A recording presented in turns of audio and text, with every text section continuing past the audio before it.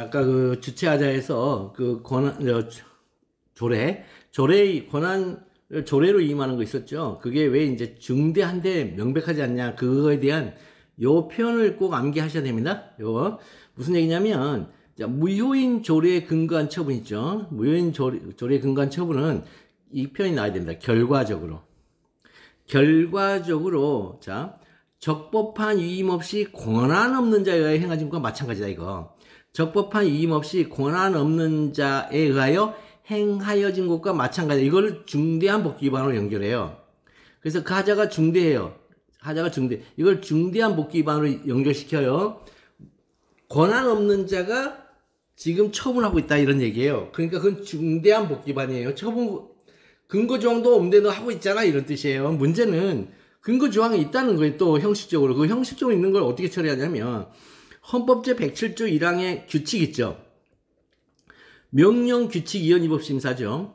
이 규칙에는 지방자치단체의 조례하고 지방자치단체의 장의 규칙이 모두 포함되어 여기에요. 그죠? 조례와 규칙이 명령규칙 위헌위법심사에 조례도 들어가고 규칙도 들어가고 심지어 부령도 들어가잖아요. 그죠? 명령이 들어가잖아요. 법규명령. 그래서 이른바 여기 규칙의 개념이 경우에 따라 상이하게 해석돼요, 이거. 그죠? 어떤 경우에는 조례로 해석이 되고 어떤 경우에는 진짜 말 그대로 규칙으로 해석이 돼요. 그러니까 이게 조례로 들어가고 뭐 이게 꼭 잘못된 건 아니잖아, 이렇게 되는 거예요. 그러니까 상이하게 해석된다, 이 말이 뭐예요? 해석의 여지가 있으면 명백한 복귀 위반이 아니에요.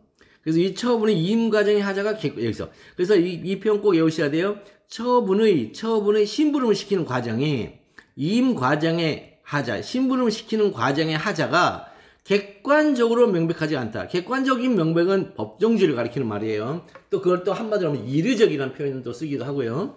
객관적으로 명백한 것이 할 수 없다. 그러니까 내용적으로는 하자가 중대한데 객관적으로 명백하지가 않아. 그러니 취소사유다. 요게 사안포섭에 나와야 됩니다. 요 말이.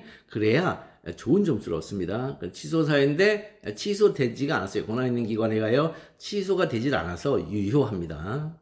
효력이. 자, 절차 하자로서 이유 제시 하자를 볼게요. 자, 이유 제시의 하자는요. 여기는 둘로 나누는 게 중요해요. 판례가 이제 어떻게 판례가 둘로 나누는지를 봅시다. 그게 제일 중요해요. 자, B가 제시한 반려사유예요. 자, B가 제시한 거 볼게요. B가 제시한 반려사유가 뭐냐면, 자, 개발 계획 변경 불가능하고요. 폐기물 매립장 입지가 불가능하대요.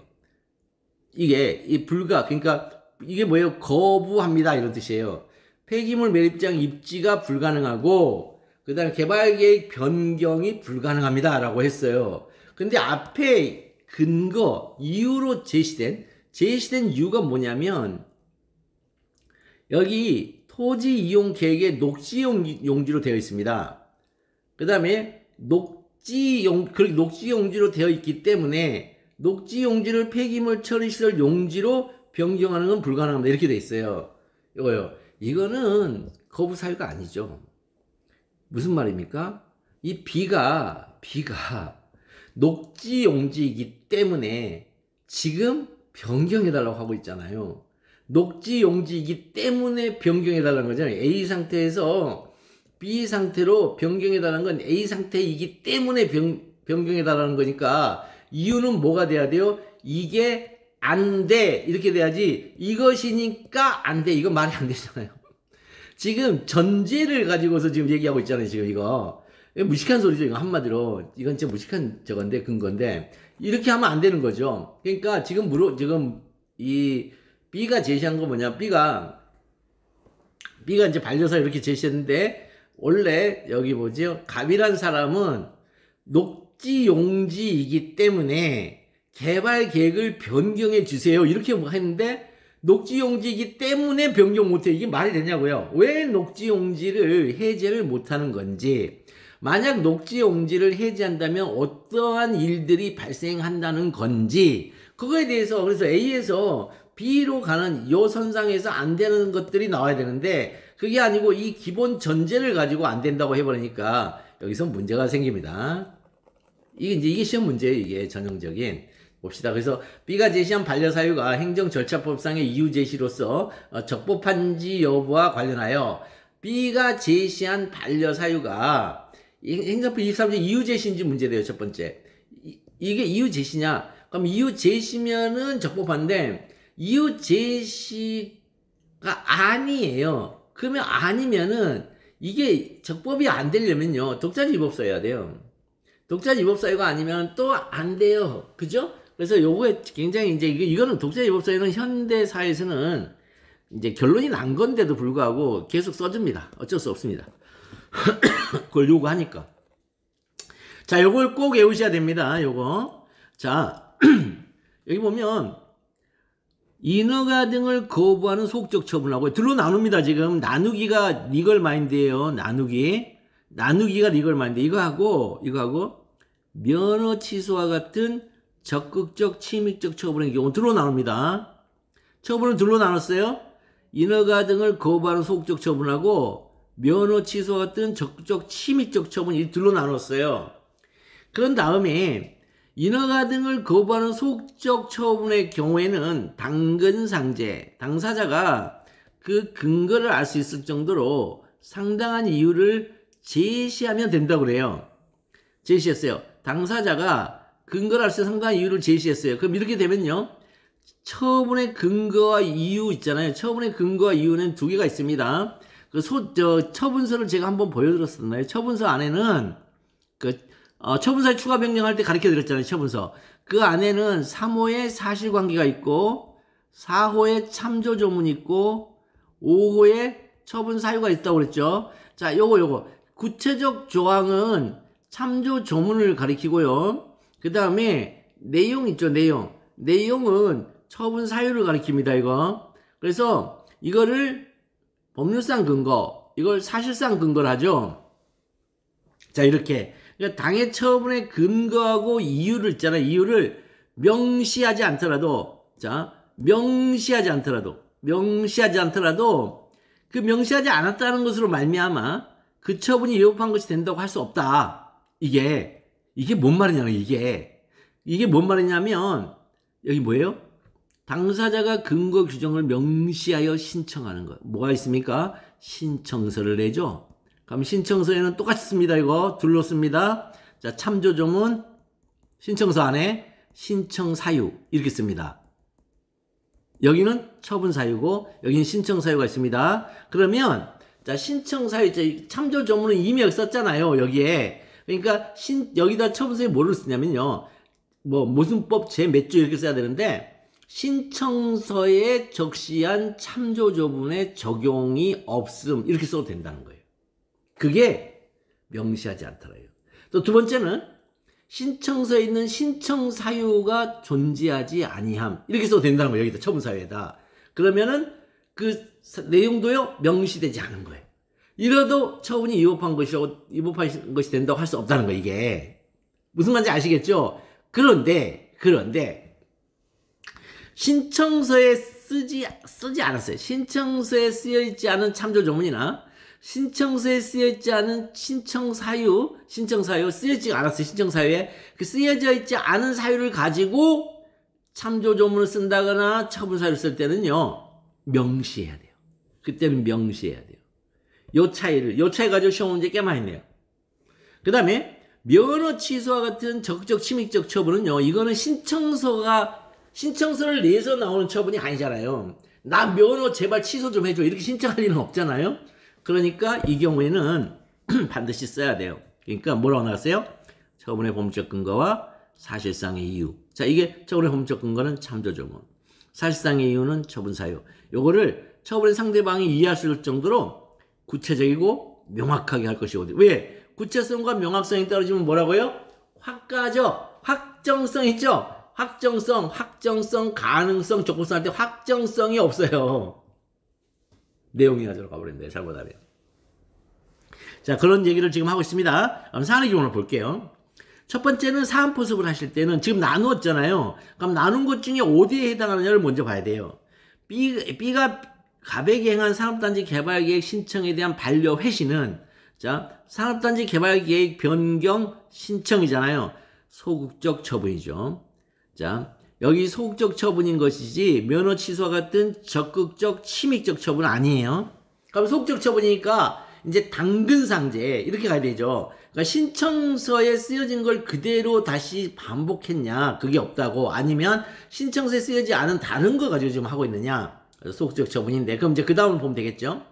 갑이 신청한 산업단지 개발계획 변경 신청서에 대하여 B가 회신한 이 사건 산업단지 개발계획상 토지 이용 계획에는 녹지 용지로 되어 있어 폐기물 매립장 입지가 불가하며 불가하죠. 매립장 입지가 불가하니까 녹지 용지를 폐기물 처리 시설 용지로 개발 계획 변경하는 것도 불가합니다. 라는 사유는, 자, 녹지 용지를 이쪽으로 변경하지 않을 거야라는, 녹지 용지이기 때문에 변경하지 않을 거야라는 단순히 신청을 불허한다는 결과만을 통보한 거지. 자, 결과 통보지. 이게 신청을 인용하는 것이 법령 위반이라든가, 그러니까 네가 해달라는 대로 변경해주면은 법령 위반이 돼서 몇 조 위반이 된다라거나, 종전 계획을 변경할 사정 변경이 없다. 지금 네가 얘기하는 그거는 사정 변경에 해당하지 않아. 라는 등 거부의 실질적인 사유가 아니에요. 처분 사유가 아니란 말이에요. 5호에 처분 사유 이걸 적어야 되는데 거부의 실적인 5호 사유가 아니에요. 참조 조문은 그대로 상관없으니까. 따라서 갑이 산업단지 개발계획 변경 거부의 정확한 이유를 알았거나 또는 알 수 있었다는 사정도 보이지가 않아요. B가 제시한 반려사유는 행정절차법 23조의 이유 제시가 아니에요. 그러니까 이 이유 제시가 아니까 뭐 23조 위반이란 말이에요, 지금. 행정절차법 23조 위반이 되고 있어요. 그럼 바로 뒤로 가서, 그러면 행정절차법 23조 위반인 이 절차의 하자가 독자적 위법 사유가 되냐는 거예요. 여기도 나눕니다, 판례가. 판례가 나눈 걸 정확하게 보세요. 법령하고요, 훈령으로 나누어요, 판례가. 자, 그래서 법령상 요구되는 청문 절차 결여와 훈령상 요구되는 청문 절차 결여 둘로 나누어요. 이게 정말 중요한 거예요. 자, 법령은 법규 명령의 이 약자가 아니라고 그랬어요. 법규 명령의 줄임말이 아니에요. 법령은 법률 플러스 시행령의 줄임말이에요. 법률 플러스 시행령의 줄임말이에요. 그럼 훈령은요? 행정규칙이에요, 이거. 행정규칙. 법령은 법률 플러스 시행령이고, 요 훈령은 청장이 만드는 행정규칙이에요. 그래서 법령상 요구되는 청문 절차 결여는 위법 사유예요. 법 위반 사유. 이게 법이에요. 법령이 법이에요, 곧. 위법 사유인데, 훈령상 요구되는 청문 절차 결여한 것은 위법 사유로 보지 않아요. 거기다가 매우 이상한 말을 써놨어요. 법령상 근거 없이. 이런 말로요. 법령상 근거 없이 청문 절차 결여한 거. 법령상 근거 있는 훈령상 요구된다? 그때는 문제가 생길 수 있어요. 그때는 법규 명령으로 가자는 결론도 있고, 아니야, 여전히 행정규칙이 이렇게 이제 있는 결론도 있는데, 그 판례는 어쨌든 법령상 근거 없이 단순히 훈령상 요구될 때만은 위법사유를 보지 않아요. 근데 지금 우리 봤다시피 뭐예요? 법령상 위반이죠. 뭐? 행정절차법 위반이잖아요. 행정절차법 위반이잖아요. 법령할 때, 법률법 시행령할 때 법 위반이잖아요. 근데 그럼 법 위반이라서 이제 위법 사유이긴 맞는데, 이 위법 사유가 무효냐 아니면 취소 사유냐 그랬더니, 자, 요거 외우셔야 됩니다. 행정의 법률 적합성 원칙, 행정소법 제3조 3항의 취지 등에 비춰 이거 외우셔야 됩니다. 행정의 법률 적합성 원칙, 법률. 그래서 법령이 곧 법률과 동의어예요. 그러니까 법률에 맞게끔 해야 된다. 법칙적 원리죠, 사실은. 그 다음에 행정법 3조 3항은 뭐냐면, 여기 수익적 처분 있잖아요. 요거는 수익적 처분을 절차 위법으로 취소할게. 그러면은 30조 2항을 준용한다. 이렇게 나가는 거거든요. 여기서 보시면 아시겠지만, 수익적 처분을 취소를 하는데, 절차 위법을 이유로 취소를 해요. 근데 우리 법은 쓰여져 있는 명백한 문헌 밖으로 나갈 수가 없단 말이에요. 문헌 밖으로 나갈 때는 꼭 어떤 말을 가지고 나가냐면요. 취지란 말을 가지고 나가요. 그러면 행정소법 3조 3항은 분명히 수익적 처분만 적용되는 건데, 근데 절차 위법이 그러면 수익적 처분만 취소시킬 수 있단 말이냐 했더니 침입적 처분은 어떻게 할 건데? 침입적 처분은 이 취지란 말을 통해 가지고 확장하자 거기까지. 취지란 말은 확장할 때 쓰는 말이에요. 판례 보실 때도 보시면 확장할 때 쓰는 말이에요. 그래서 절차상 하자는 독자적 위법 사유가 맞다. 지금 분명히 거부 처분이라는 침입적 처분이란 말이에요. 수익적 처분이 아니라. 근데 그럼에도 불구하고 절차하자를 이유로 그걸 취소할 수 있는 거냐 그랬더니 취소할 수 있다. 왜? 상황을 취지 확장할 거다. 수익적 처분에서. 독자적 위법사유다. 그럼 독자적 위법사유인데 그 위법성의 정도는 중대한 복귀 위반은 아니죠. 이제 중대한 복귀 위반은 실체법 위반이란 말이죠. 실체법 위반이 아니잖아요. 절차법 위반이잖아요. 그래서 중대한 복귀 위반은 아니에요. 그런데 절차법은 법정주의가 이제 적용되죠. 법정주의가 적용되는 영역은 명백한 복귀 위반이에요. 그러니까 중대한 복귀 위반은 아니나 명백한 복귀 위반이어서 취소 사유입니다. 자, 말로 하는 수학입니다. 행정법 정말 전형적인 말로 하는 수학이에요. 그래서 진짜 쉬워요. 일단 그런 구조 틀을 한번 딱 만들어 놓으면 진짜 쉽습니다.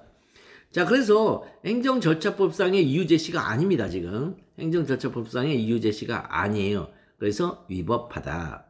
그 다음에, 의견 제출의 기회정은 똑같은 말인데, 여기도 뭐냐면, 자, 거부 처분에 앞서서 행정절차법상의 의견 청취 절차 관련 사항 등을 미리 알려주지 않았다. 미리 알려주는 걸 사전통지를 하죠. 그러니까 거부 처분은 위법, 사전통지 없다고 위법하다고 주장해요. 그랬더니, 자, 이 A라는 이제 A가 누구냐면 행정청, 관할행정청 A인데 관할행정청 여기 완전 전형적인 기록형이잖아요. A는 이 처분에 대해서 행정절차법이 적용되지 않는다. 설령 행정절차법이 적용된다 하더라도 사전통지는 필요 없다. 이렇게 주장하고 있어요. 그러면 행정절차법이 적용 안 된다는 것이 이거 특이해요. 희한하게 변호사 시험에서만 이게 특이해요. 그러면 이제 행정절차법 3조까지 가야 돼요. 3조로 가야 됩니다. 이거 특이입니다. 특이. 굉장히 중요합니다. 지금 이거. 적용이 안 된다고 봤어요. 그럼 적용이 안 되는 것은 적용이 안 되는 사항들이 있어요. 사항들이 적용이 안 돼. 자, 볼게요. A의 주장이 타당한 것과 관련해 첫째, 체류 자격 변경 허가 거부 처분에 행정절차법이 적용되지 않는지 문제된다. 체류 자격 변경 허가 거부 처분에. 둘째로는 체류 자격 변경 허가 거부 처분에 사전 통지가 필요 없는지 문제된다. 필요한지 문제된다. 사용없어요. 어떤 식으로 쓰든. 그러면 체류 자격 변경 허가 거부 처분에 행정절차법이 적용되지 않는지 여부. 행정절차법 3조 있단 말이에요. 이거요. 이거 외우셔야 됩니다. 한번 보겠습니다. 한 번씩 차근차근 볼게요. 자, 행정절차법 3조 2항 제9호에 9호. 그 다음에 절차법이 있으면 법령, 시행령이 있어요. 법령. 2조 제2호 등, 자, 관련 규정들의 내용을 행정의, 공투신권이에요. 공정성, 투명성, 신뢰성. 이거는 행정의 공익적 측면이고요. 그 다음에 처분 상대방의 권익보호를 목적으로 하는 행정절차법의 입법 목적에 비춰보면요. 자, 행정절차법에 적용이 제외되는 사항적 요소가 있습니다. 이제 3조를 가보잖아요. 3조 2항을 가면은 2항 9호를 가잖아요. 그러면 사항적 요소, 어떤 사항이 있고요. 거기에 성질상 요소가 있어요. 그러면 여기에 판례는 요거를 AND 관계로 보는데 어떤 학자들은 사항적 요소만 돼도 적용 제외, 성질상 요소 통과에도 적용 제외. 그래서 병렬적이야. 이렇게 보시는 분들도 있어요. 근데 우리 판례는 AND로 봐요. 이게 이제 시험에 나오는 근본적인 이유예요. 그래서 자, 외국인이죠, 외국인. 외국인의 출입국에 관한 사항이란 외국의 출입국에 관한 사항이란 자, 외국인의 출입국에 관한 사항은 우리가 알아요. 외국인이 우리나라에 입국하고 출국하는 걸 말해요. 거기에 관한 사항이에요. 이게 사항적 요소예요. 그래서 어떤 1년에 또 어떤 학파는 외국인의 출입국에 관한 사항이기만 하면 행정절차법 적용 안 되는 거야. 이렇게 보는데 우리 판례는 AND로 보기 때문에 해당 작용의 성질상 행정 절차를 거치기 곤란하거나 행정 절차를 거칠 필요가 없다고 인정되는 사항이나 행정 절차에 준하는 절차를 거친 사항이다. 그래서 행정절차법 시행령으로 정하는 사항만을 가리킨다고 봐야 한다. 이렇게 얘기하고 있어요. 지금. 그러니까 이 외국인의 출입국에 관한 사항을 가만히 봤더니 출입국에 관한 해당 행정작용의 성질상 이 출입국에 관한 사항이 행정 절차를 거치기 곤란한 사항이냐 이게. 두 번째는 외국인의 출입국에 관한 사항은 거칠 필요가 없다고 인정되는 사항이냐. 뭘로? 대통령령으로. 그러니까 행정처분 시행령이니까 대통령 시행령으로 지금 인정된 사항이냐. 세 번째, 시행령상으로 행정 절차에 준하는 절차를 거친 사항이냐. 근데 우리 시험에는요, 이 변호사 시험이든 어느 시험이든 행정 절차에 준하는 절차를 거친 사항 하나밖에 없어요. 이거 인정해 준 게. 하나밖에 없어요. 이거 외우세요. 이거 하나밖에 없어요. 직위해제. 직위해제는요, 행정절차법 적용 안 됩니다. 직위해제만 적용 안 돼요. 다 적용되고, only 직위해제만 적용 안 돼요, 이거. 그래서 이거 객관식에도 나와요. only 직위해제만 행정절차법 적용 안 돼요. 왜? 행정절차에 준하는 절차를 거치고 있거든요, 이게요. 뭐에? 절차법 시행령이지만, 또, 저거요. 징계령에 의해서 이렇게 하고 있어요. 자, 그래서 국가공무법상으로 그렇게 하고 있단 말이죠. 자, 그래서 외국인의 출입국에 관한 사항이라고 하여, 그러니까 일련의 학자들처럼 외국인의 출입국에 관한 사항이기만 하면 절차법 적용 안 돼요. 그러니까 판례가 사항이라고 하여 행정 절차를 거칠 필요가 당연히 부정령 아니다. 이렇게 해버렸단 말이죠. 이렇게 얘기했어요. 판례예요, 판례. 자, 그러면 출입국관리법 이제 24조를 봤더니 체류자격 변경 허가는 외국인의 출입국에 관한 사항이 맞다. 이제 나누었잖아요, 지금. 외국인의 출입국에 관한 사항이잖아요. 체류자격 변경 허가는 어디에 해당해? 출입국에 관한 사항에 해당해. 법을 봤더니, 그러니까 체류자격을 변경하는 건데 출국과 입국, 즉 대한민국의 보더 경계선 밖으로 가면 출국, 경계선 안으로 들어오면 입국인데, 그러면 안에서 있는 자격의 문제는 어떻게 되느냐? 이건 출입국의 문제는 아니잖아요. 근데 법을 봤더니 그건 출입국의 문제래요. 그러니까 우리 일상 언어와 우리 일상적인 이 언어 생활하고 다르다니까요, 법학은. 자, 그래서 체류 자격 변경 허가가 해당 행정작용의 성질상 첫 번째, 행정 절차를 거치기 곤란하냐. 두 번째, 거칠 필요가 없다고 인정되는 사항이냐. 세 번째, 행정 절차에 준하는 절차를 거친 사항이냐.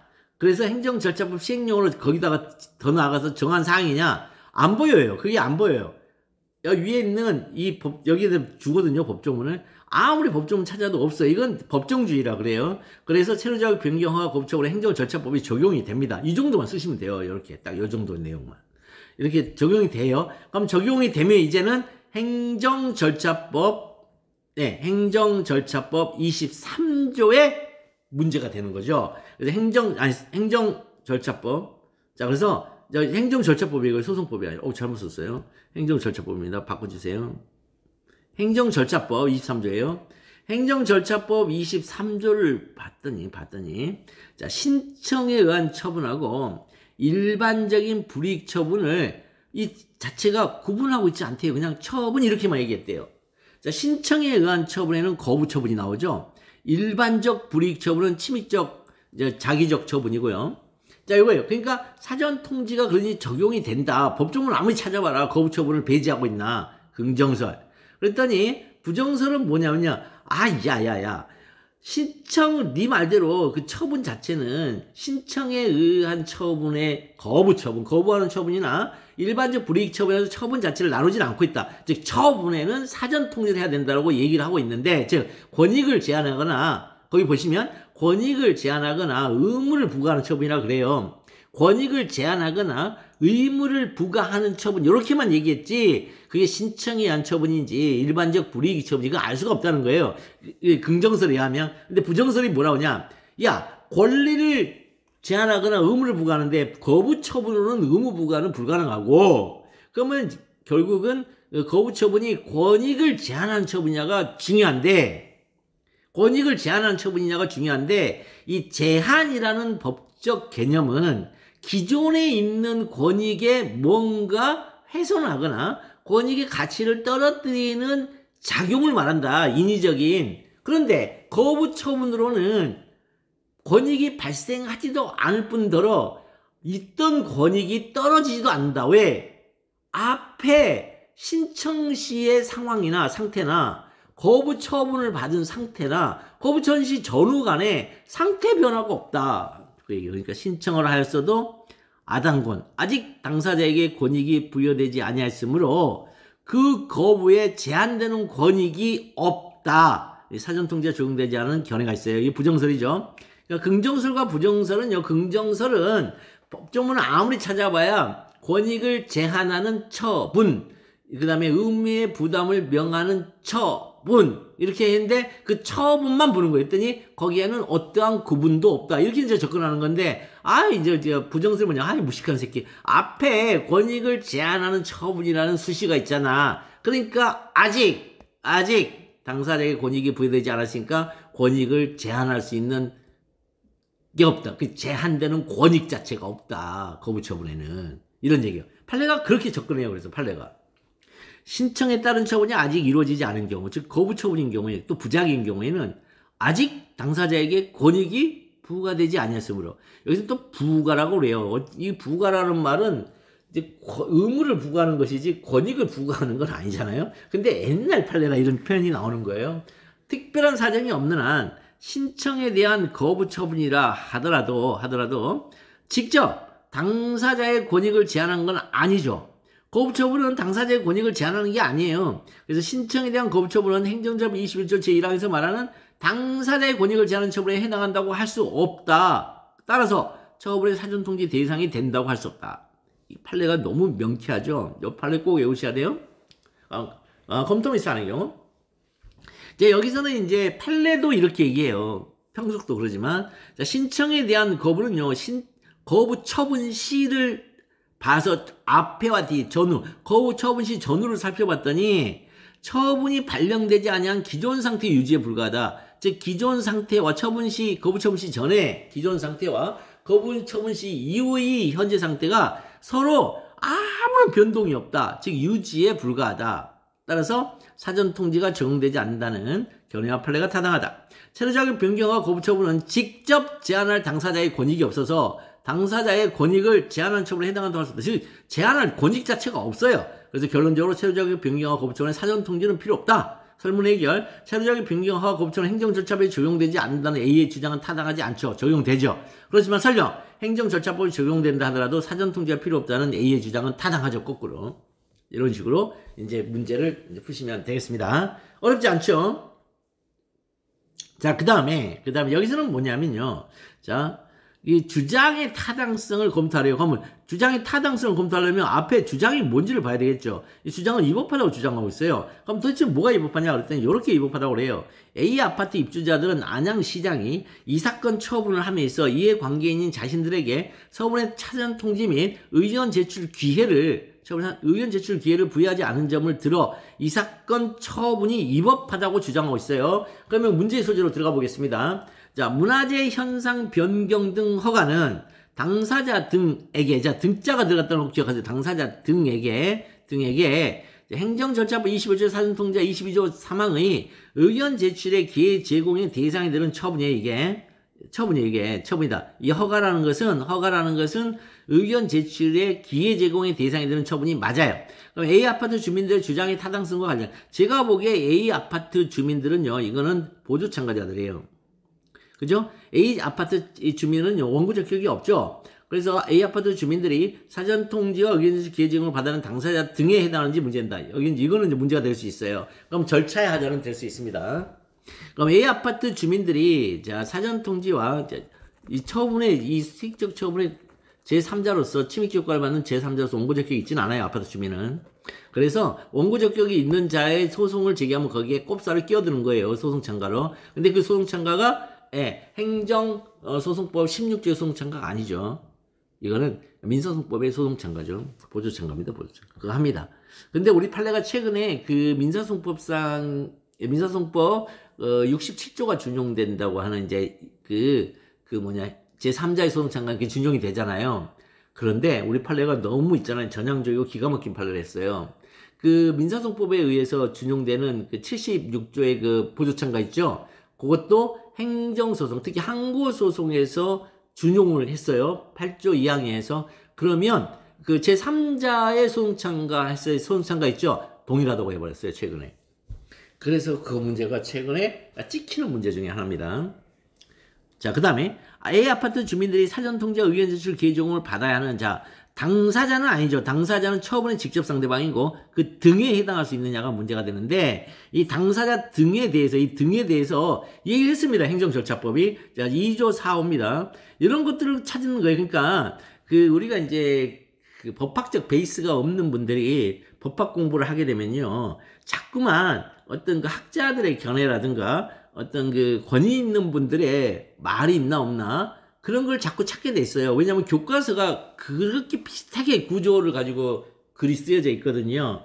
그런데 진짜로 이제 법대를 나온 친구들은 처음부터 뭘 찾냐면요, 법조문 찾아요. 이 법조문이 있냐, 그러니까 법조문이 있으면 그런 판례가 있냐. 왜냐하면 법조문 안에 있는 이 용어를 내가 생각하는 상식적 용어 밖에 어떤 정의 용어일 수가 있거든요, 약속된. 근데 그건 판례가 얘기하는 거고. 그러니까 이런 식으로 접근을 한다는 걸 기억을 해주세요. 저 대학교 다닐 때 죽는 줄 알았어요. 제가 행정학과라. 처음에 뭐부터 찾냐면요, 행정학과는 허버트 사이먼이 최강이거든요. 그 사람 모르는 사람 없잖아요. 현대 사회를 문을 연 사람이잖아요, 허버트 사이먼이. 근데 이제 그런 식으로 이제 어떤 권위 있는 사람들, 권위 있는 학자, 권위 있는 이론, 이런 거 입각해서 범주와, 아리스토텔레스의 그 중범위 이론 있잖아요. 중범위 이론의 이 범주와 이론에 입각해서 이렇게 자꾸 뭔가를 카테고리화 하려고 하는 그런 습성들을 우리도 모르게 갖게 돼요. 그거 가지고 이제 법학 공부하려니까 너무 어려운 거죠. 법학은요, 그런 거 필요 없어요. 법조문이 있냐? 법조문이 있으면 판례가 있냐? 법조문 없으면 그러면 적용할 게 혹시 준용은 있냐? 혹은 유추 적용은 있냐? 혹은 해석을 통하여 제도 자체를 인정하고 있냐? 처분서 추가 변경처럼. 그런 식으로 이렇게 차근차근 사고들이 확장돼 가기 시작해요. 뭐 하기 위해서? 이 분쟁 상황을 해소하기 위해서. 분쟁 상황을 해소하기 위해서 있는 거예요. 그런데 우리가 배우는 사회과학은요, 분쟁 상황의 해소도 물론 필요하지만 더욱 중요한 건 보다 나은 사회로의 개선을 위하여 어떻게 정책을 해 나갈 거냐, 그게 더 관심 있는 거예요. 그 대안이라는 게 그거예요. 대안이라는 게 기존의 소극적으로 원상회복이 아니잖아요, 사회과학은. 그런데 법학은 원상회복이에요. 완벽하게 다른 얘기들 하고 있어요, 서로. 그래서 너무 힘들었어요. 자, 그런 그 관점을 가지고 다시 한번 본인의 공부하는데, 이런 부분이 좀 막히네 하면 그 사고 때문에 막힌다는 걸 한번 돌이켜보시면 되겠습니다. 여기 당사자 등이란 뭐냐면요, 절차법에 의하면, 첫 번째는요, 당사자를 먼저 얘기해줘요. 행정청이 처분된 직접 그 상대가 되는 당사자, 이렇게 돼 있잖아요. 그럼 요렇게 있잖아요. 요렇게 수식어가 있잖아요. 요 수식어, 법학에 있는 수식어는요, 한정이 아니고요, 서술이에요. 즉 앞에 있는 수식어가요, 정의의 정의. 그러면 당사자가 누구예요? 행정청의 처분에 대하여 직접 그 상대가 되는 자, 이게 당사자예요. 그러니까 한정수식을 읽으면요, 이거 어떻게 읽는지 아세요? 행정청의 처분에 대해 직접 그 상대가 되는 당사자와 행정청의 처분에 대해 직접 그 상대가 되지 않는 당사자, 이렇게 오해하시는 분들이 많아요. 저 깜짝 놀랐어요. 그런 사람들이 의외로 많아요. 그러면서 왜 이렇게 당사자 해야 되죠? 그래요. 아니요. 법학에서 말하는 수식어는요, 한정 수식어 아닙니다. 서술 수식어예요. 즉 디스크립션, 정의의 정의, 이게. 그 다음에 두 번째가 이제 이해관계인을 뭐라고 하냐면 등의 등, 당사자 플러스 이해관계인 합쳐서 당사자 등이라고 했어요, 지금. 그러니까 당사자 등에는 수많은 사람이 있는 게 아니에요. 딱 하나 플러스 1이에요. 여기에 당사자에. 누구냐? 행정청의 직권으로 또는 신청에 따라 행정 절차에 참여하게 한 이해관계인이에요. 그러면 행정 절차가 뭐냐는 거예요, 행정 절차가. 행정 절차는 행정절차법에 있는 걸 행정절차라 그래요. 자꾸 절차를 프로시디어라고 착각하시는 분들이 있어요. 프로시디어 아니에요, 이것도요. 이거 아닙니다. 이거 프로시디어 아니에요. 자, 프로시디어가 있잖아요. 법에 들어가야만 절차가 돼요. 그래서 보통은 열람 공고, 이거 이제 땅 뺐을 때 하는 거. 그 다음에 이협사청, 이유제시, 협의. 근데 협의는 저희 행정기관끼리 협의하니까 우리하고 상관없고, 그 다음에 사전통지, 그 다음에 청문. 청문회는 두 개가 있죠. 약식청문, 정식청문. 약식청문은 우리가 금방 얘기했었죠. 의견 제출의 기회 제공. 정식 청문을 청문이라 그래요.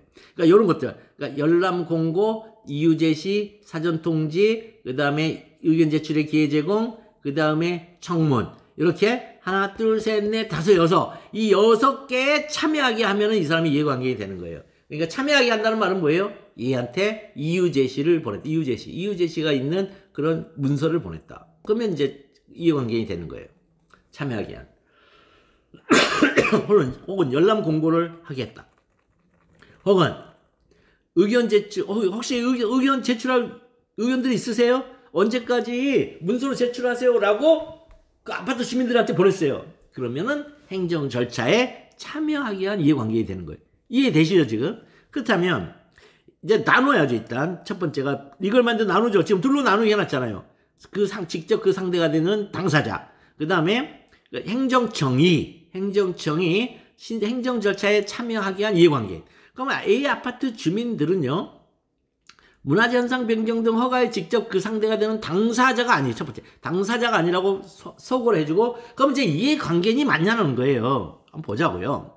A 아파트 입주자들은 갑이 기존 건물을 증축할 경우 층고가 높아져 아파트에서 안양시와 관악산을 바라보는 조망을 일부 가리게 될 것이 조망권 침해. 근데 근데 이거 조망권 침해가 아니죠, 이건요. 이건 이제 경관 침해죠, 경관. 조망권 있죠, 조망권. 일조권 조망권 있잖아요. 이 조망권은 그 법에, 이 건축법 그쪽에 가면 있잖아요. 조망권을 뭐라 그러냐면, 자기 집에 있죠. 자기 집의 리빙룸, 자신의 집에서 평상시 활동하고 있는 방이 있을 거 아니에요. 플레이스. 거기서 누워서 하늘이 보이면 조망권이 있는 거예요.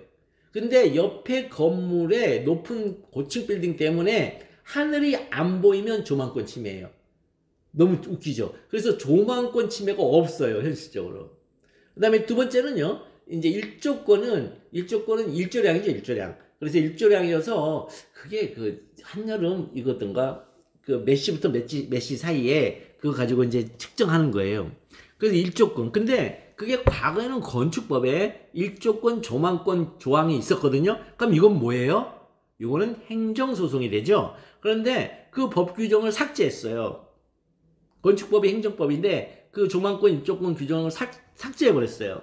그럼 조망권 침해, 일조권 침해를 어떻게 가야 되죠? 민법 750조에 일반 불법행위로 들어가요. 그럼 일반 불법행위로 들어가면 집주인이 고의과실을 입증해야 돼요, 상대방, 건축업자. 없습니다. 고의과실이 없어요. 그래서 일조권 조망권으로 손해배상을 받을 일은 거의 없다. 그럼 이제 뭐 하면 되는 거예요?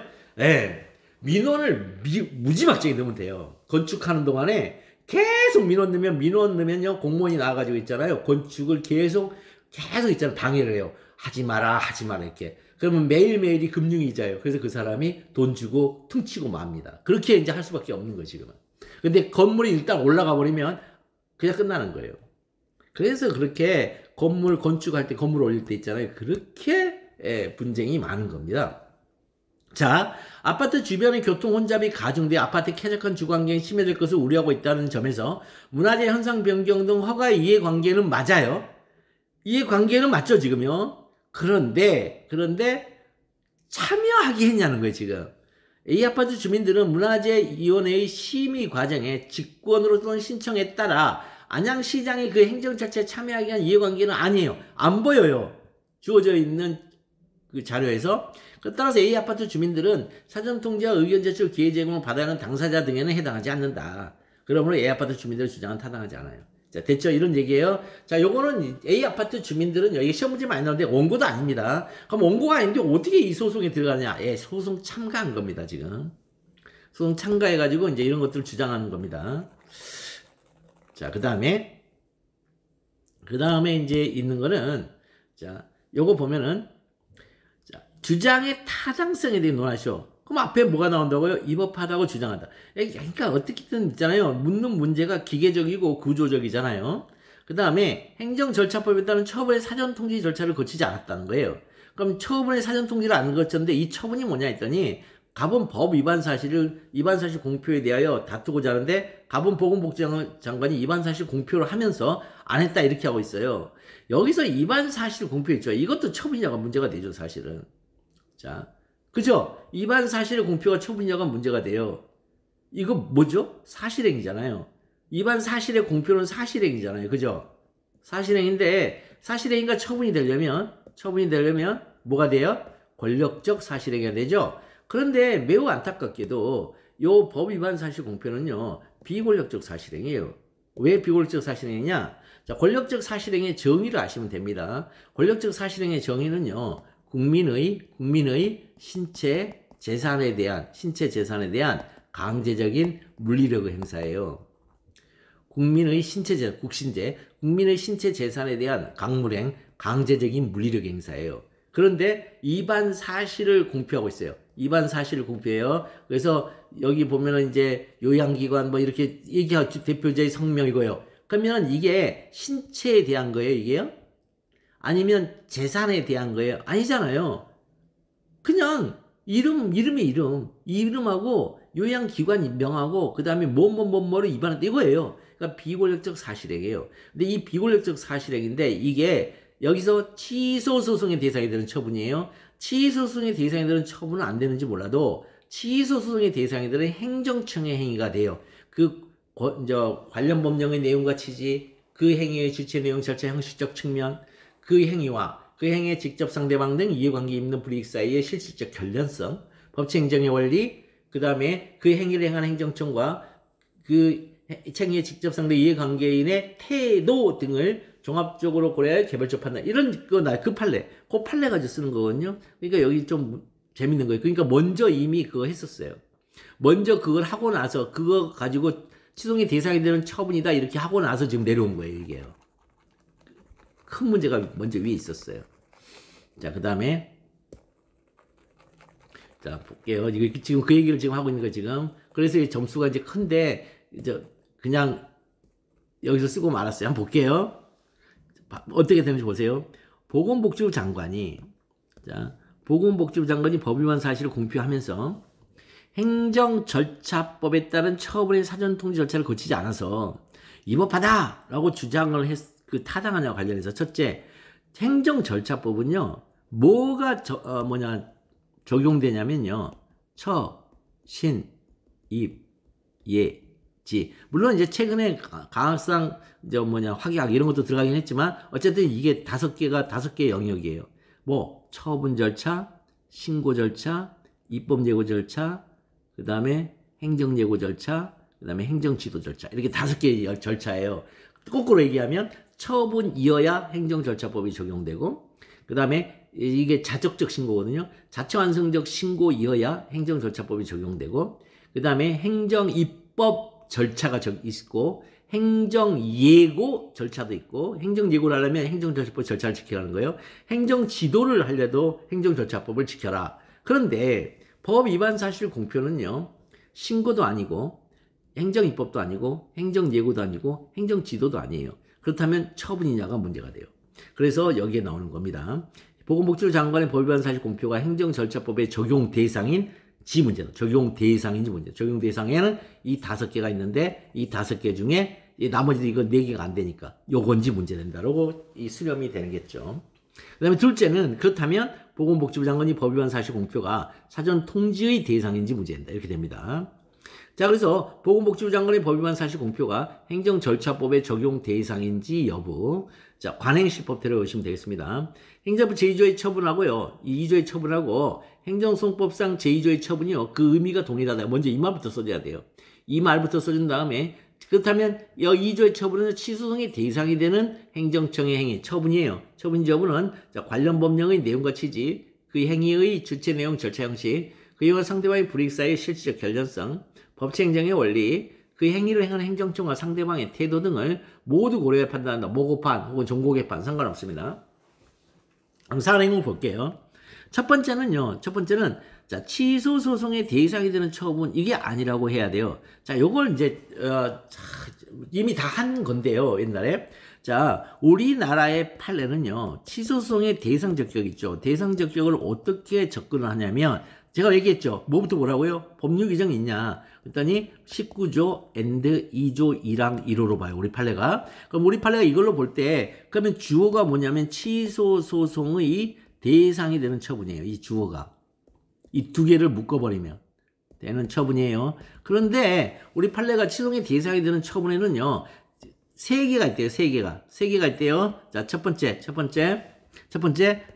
똑같은 용어로 취소의 대상이 되는 처분이 있대요. 취소의 대상이 되는 처분이 있대요. 그 다음에 두 번째, 취소 소송의 대상이 되는 거부 처분이 있대요. 이렇게. 그래서 이걸로 있잖아요. 그동안 쏠쏠하니 해결을 해왔어요. 해왔는데, 이거 외에 너무 심각한 문제들이 생기는 그런 영역이 생겼어요. 그런데 그 문제는 이제 취소의 대상이 되는 처분이 아닌 경우도 있고요. 취소의 대상이 되는 거부 처분이 아닌 경우도 있는데, 국민한테는 너무 심각해요. 여기다가 취소 소송의 대상이 되는 행정청의 행위라고 썼어요. 행정행위가 아니고 행정청의 행위예요. 이거 이렇게 그러니까 처분과 거부 처분과 행정청의 행위 이렇게 해가지고 이렇게 했는데 너무 황당하게 요 표현은 그대로 이용해요. 그러니까 이게 대목차예요. 그 안에 이 소목차 세 개가 있는데 소목차 이 안에 있는 이거 똑같다니까요. 이 표현이 그래서 이게 헷갈리는 거예요. 그러니까 취소의 대상이 되는 이 처분 안에는 취소의 대상이 되는 처분도 있고 취소의 대상이 되는 거부 처분도 있고 취소의 대상이 되는 행정청의 행위도 있어요. 그럼 이 취소의 대상이 되는 처분이 뭐냐? 이게 자 하허면 특인대 확공통수 부치철전 처구권 이거밖에 없어요. 아니 제 누누이 말하죠. 법학은 폐쇄 시스템이라고.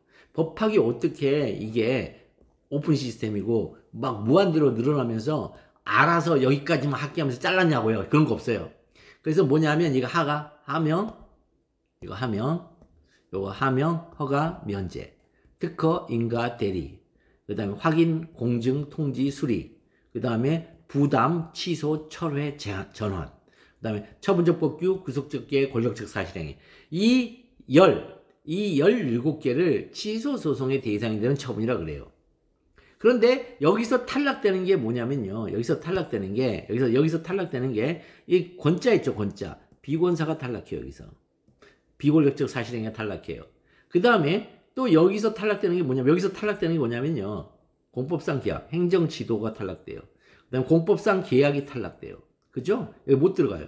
그래서 이렇게, 자, 비권력적 사실행위, 행정지도, 공법상 계약은요, 취소 소송의 대상이 되는 처분이 절대로 될 수가 없어요. 그러니까 어디로 가요? 이리 가요. 취소의 대상이 되는 행정청의 행위로 넘어가요. 그래가지고 공법상 계약은요, 나라장터 사건에서 이걸 인정해줘요. 그 다음에 행정지도 있죠. 행정지도는 시의벌허라고 그래가지고, 과태료? 있죠. 국민권익위원회에서 경기도 선거관리위원회 위원장한테 했을 때 그 행정지도거든요. 그걸 취소의 대상이 되는 행정청의 행위로, 그걸 취소소송의 대상이 되는 처분으로 연결해줘요. 그러니까 여기서부터 인정되면 일로 넘어간다니까요, 다시. 이렇게. 거부처분도 연결되면 다시 들어가요. 그러니까 이게 대목차인데, 대목차 안에 다시 들어가요. 그 다음에 비권사는 가장 대표적인 게요. 지금 얘기했던 공표, 법 위반 사실 공표하고 또 하나 또 있어요. 저거 있죠. 메모를 후보지. AI, 조류독감 메모 후보지. 자, 그 비권사예요. 그 다음에 또 있어요. 취소 소송의 대상이 되는 거부 처분이 안 되는 게 있어요. 취소의 대상이 되는 거부 처분이 안 되는 게 자적적 신고에 대한 수리 거부요. 자적적 신고에 대한 수리 거부가 대표적인 게 건축 신고 수리 거부인데 그것 때도요. 그것도 일이 넘어요. 이걸로. 일이 넘어요. 그러니까 여기서 안 되는 것이 일로 넘어와서 여기서 막 무한대로 인정하는 게 아니라 매우 이례적으로 인정해줘요. 여기서. 매우 이례적으로 인정하는 게 몇 개 안 돼요. 이거하고, 그 다음에 자족적 신고의 수리 거부하고, 그 다음에 옛날에 시험 문제 나왔던 국립대학교 총장 임용 제청 거부요.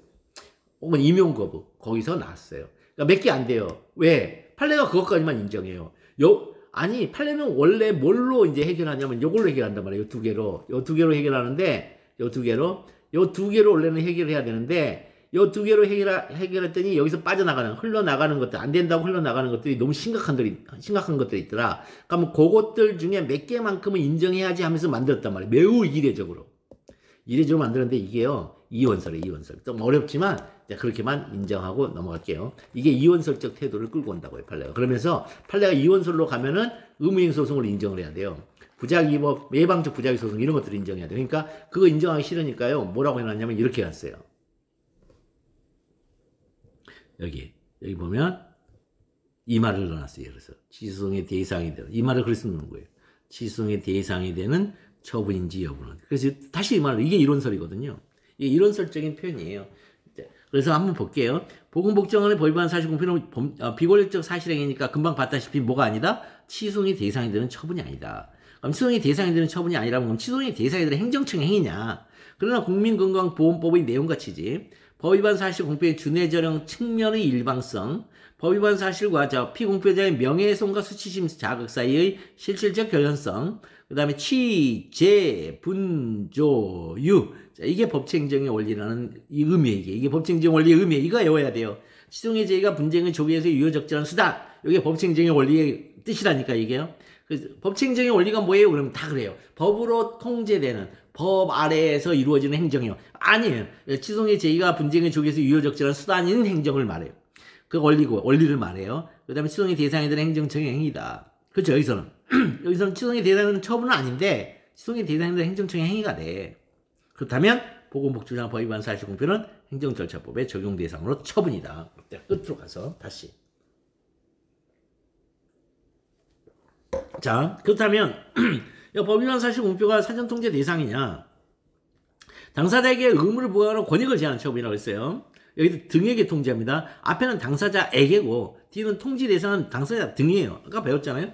사안의 경우 보건복지부 장관의 법위반 사실 공표는 피공표자의 명예훼손 수치심을 자극하므로 당사자에게 뭐예요? 권익을 제한하는 처분이라고 보이죠. 이거 그죠? 천부인권 개인의 명예와 수치심을 자고했으니까 이거는 뭐 천부인권의 저거잖아요. 제한 처분이잖아요. 그래서 보건복지부 장관의 법위반 사실 공표는 사전 통제 대상이다. 설문 해결 법위반 사실 공표를 하면서 안 했다. 절차를 거치지 않았다. 그러니 위법하다는 가배 주장은 타당하죠. 사실 여기에 이제 또 뭐가 있죠? 4번에 설문 해결 말고 이게 5번이라면 4번 뭐가 있죠? 이게 독자적 위법사유죠. 그것도 쓰시면 됩니다. 계속 같은 얘기들 계속 반복됩니다. 뭐 미리 불선정 처분이 거부 처분이잖아요. 그러니까 미리 그다음에 서류 미비되었음에도 불구하고 보완 요구도 하지 않았다. 그러니까 이러한 주장은 타당하냐 뭐 이렇게 나가는 거. 보완 요구는 해야 되겠죠. 자, 그런 것들 이제 얘기를 합니다. 요거는 한번 공부를 해보십시오. 요건요 어떤 면에서는 굉장히 중요한 거예요. 이제 사전 통지는 이제 필요 없어요. 이거는 거부 처분이니까 사전 통지는 필요 없는데 이건 볼게요. 이게 보완 명령 있잖아요. 보완 명령의 대상이죠. 요건 한번 봐볼게요. 요거는 판례, 이것도 판례에 오셔야 되거든요. 그러니까 변호사 시험 준비하시면서 판례를 등한시한다. 이건 있을 수가 없어요. 내용 몰라도 돼요. 교과서 내용 몰라도 돼요. 판례를 아셔야 돼요. 볼까요? 자, 그 문서 있잖아요. 이게 문서 있잖아요. 서류 미비. 그러니까 문서가 미비되고 있잖아요. 그러면 절차법하고 있잖아요. 민원 처리에 관한 법률이 이제 중요해요. 이제 두 개. 민원 처리에 관한 법률이 중요한데, 한번 볼게요. 보완하거나 보정의 대상이 있죠. 보완도 하고 보정도 하는 거죠. 이제 보완은 부족한 걸 넣는 거고, 보정은 잘못된 표현을 바로 바꾸는 거고, 이렇게 되는 흠결이 뭐냐, 이런 흠결은. 그랬더니, 보완 또는 보정할 수 있어야 된다. 할 수 있는 보정, 할 수 있는 보완, 할 수 있는 보정해야 된다는 거예요. 그 다음에 이거고, 그 다음에 내용도 어때야 되냐면, 그 보충하는 컴펜세이션 하겠죠. 이게 보충하는 내용은 뭐냐면, 절차적이고 형식적인 거예요. 그러니까 내용은 보충 뭐예요? 내용은 뭐예요? 내용은 표현을 써놓는 거잖아요. 표현 써놓으면 그거 뭐예요? 조작이죠. 그러니까 표현을 써놔서는 안 되고 형식적이고 절차적 요건의 하나고 실질적 요건에 대해서는 안 된다. 이 실질적 요건이 내용이에요. 주, 내, 절, 형에서 절, 형이잖아요. 이 실질이 내용이에요.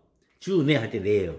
그러니까 요건에 대해서까지 보완 또는 보정 요구를 해야 한다고는 볼 수 없다. 이게 첫 번째. 그러니까 보완 또는 보정에서는 주, 내, 절형이 있는데 그 중에 이 두 개는 안 되고 요 두 개만 된다. 이게 결론이에요. 첫 번째. 두 번째는 흠결된 서류의 보완 또는 보정을 하면 이미 접수된 주요 서류의 대부분을 새로 작성함이 불가피하다. 그래서 그 불가피하면 결국은 또 뭐예요? 사실상 새로운 신청으로 보아야 할 경우에는 자, 이때는요. 흠결 서류의 접수 거부 반려할 정당한 사유가 있는 경우에 해당한다. 무슨 얘기입니까? 야, 신청 다시 해. 그러는 거예요, 지금. 신청서를 냈는데 너무 부족해. 그래? 그러면 보완해. 뭐예요? 형식적 절차적 요건에 한단 말은 보완할 때 내용은 안 건드린다는 얘기잖아요. 그런데 내용을 건드려 버리면 그 담당자가 그럽니다. 야, 신청 다시 해. 신청 다시 해. 다시 돌려줄게. 문서 다 돌려줘 버립니다.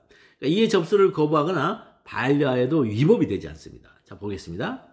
자, 신청서에 자신이 생업을 위하여 3년 내의 기간 동안 개발제한구역 밖에 거주한 사실을 기재를 했어요. 기재했어요. 신청서에 기재는 했는데 문제는 뭐가 있어야 돼요? 증거 서류가 있어야 돼요.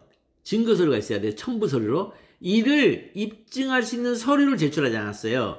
이러한 서류 미비는요. 입증할 수 있는 서류 미비는 요거는 자, 주요 서류의 대부분을 새로 작성하는 건가요? 내용을? 이거? 아니잖아요. 내용을 새로 작성하는 거 아니죠, 이거. 새로 작성하는 게 아니잖아요, 지금. 거주한 사실을 기재한데 이 기재한 이 사실을 새로 작성하는 게 아니고 나 그때 거주했었어. 요것만 지금 하는 거잖아요. 개발지원구역 밖에 거주한 사실을 기재하였다는 점에서 실질적 요건의 미비는 아니죠, 지금 이거요. 기재돼 있는 것에 대한 거니까. 즉 내용 변경이 아니면 실질 요건의 미비라고 하질 않아요. 그러니까 형식 요건의 미비에 불과하다는 거예요, 이건요. 이거 형식 요건은 무슨 뜻이냐면 이 신청서에서 요구하는 서류 미비다 이런 거예요. 그 법에서 요구하는. 따라서 신청 시 구비해야 할 서류의 미비는 동법 10조 제5항과 민원 처리관한 법 22조의 보완명령의 대상이 된단 말이죠.